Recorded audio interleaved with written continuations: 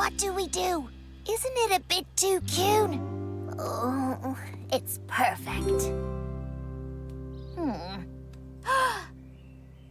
Well, I need my magic harp to help me sleep.